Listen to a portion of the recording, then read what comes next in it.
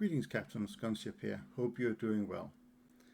Today, after the recent battle rating changes, I want to share with you my favorite lineups that I like to play when I go in and do naval. And maybe that will give you some food for thought and maybe some ideas to what you could do with your ships, and if it's anything good for you. If it works out, great. If not, then at least you have wasted 5 minutes. But maybe it's 5 minutes well spent.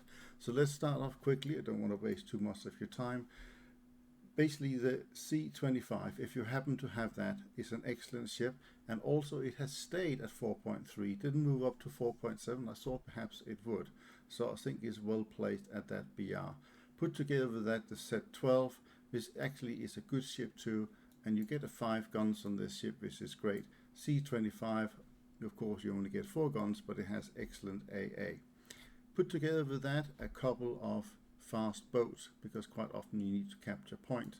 Now, if you don't happen to have the VS-10 and the Jaguar, use something like the S-100 and work your way up from there. Personally, I think the Jaguar is a really good ship for the German lineup, and you can win the odd battle against the Theater 2 if you have a bit of luck. There is currently an event on about bombing some targets with bombs less than 120 kilos. So actually the HE-111 bomber is a good choice for that. 32 50-kilogram bombs can be carried by this plane, so it is a way of getting there. Also the Bf-109, if we have a quick look at that, you can just see that underneath the wings here you can put 4 50-kilo bombs. So again, a good way of getting that particular little challenge done. And of course we always happen to have a little float plane in there as well. Just a note on your lineup, if you don't already know, it's good to have them of different types, and that means having a fighter, a strike aircraft and a bomber. The reason for that is your spawn points. So you can maybe be lucky enough to spawn 2 planes in a naval match. If you get that opportunity, it's easier to do if you have planes of different types, because the spawn points don't double up as they do otherwise. So just bear that in mind. So that's the first 4.3 lineup, with pretty much the primary ship be the C-25, and it's a good lineup to have fun in and fairly easy to get to now. The next one that presents itself is the 5.0, because 5.0 is now out of range of the battleships that really first starts now at 6.3. So if you happen to have the Detroit, again, this was a battle pass cruiser that came out, and you may or may not have the Moffat. It's probably the one I would recommend out of all the ships you could get. It's still an excellent ship, even if it moves up to 5.0. It just means it's same battle rating as the Detroit, was stayed at 5.0, so actually it's a good shout to use.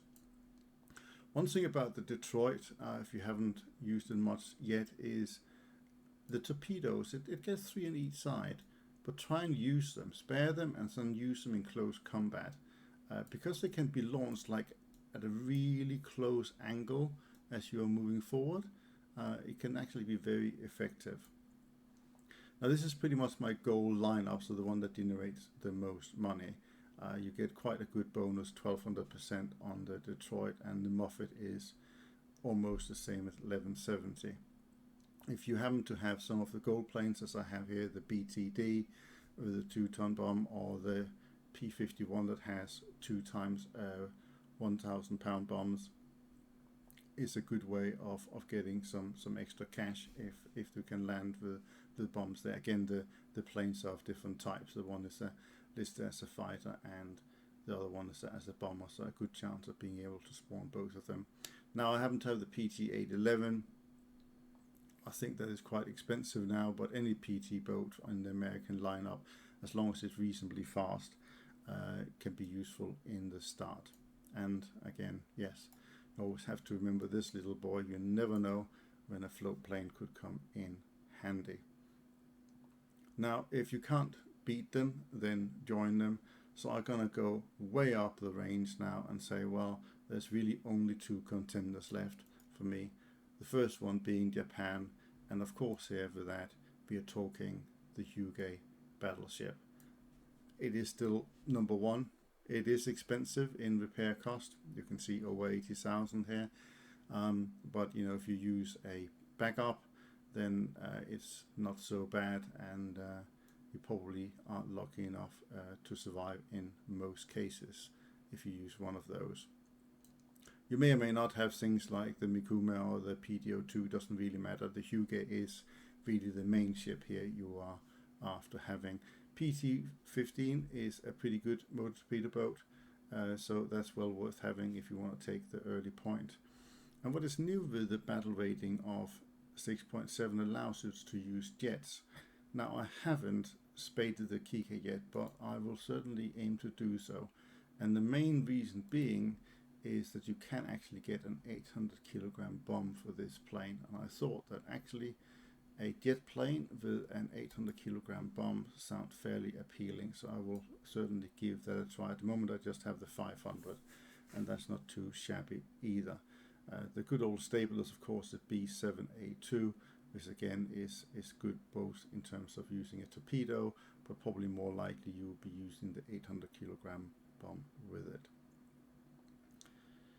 And of course the Star, currently undisputed world champion of War Thunder when it comes to naval, is the Paris Communa. It's still top of the line, and as you can see here, I'm sporting one of the latest camouflages from Okami.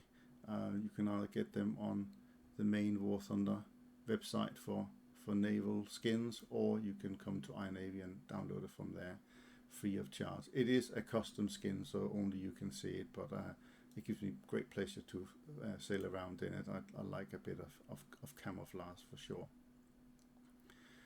With that, the PR123K, or just 123 in general, is pretty good. You generally have this ship in order to get an early point. The max speed of the 96 kilometers an hour is really useful.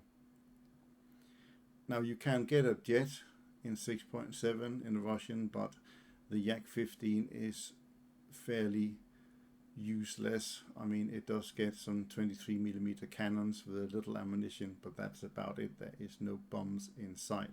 So you're better off using the old stable of the PE-8, but as that's probably the best bomber for naval in the game, I wouldn't worry too much about that. That sort of concludes the quick overview and line-off. I hope that was useful for you. I wish you the very best in your War Thunder battles. Until we see you next time, bye for now.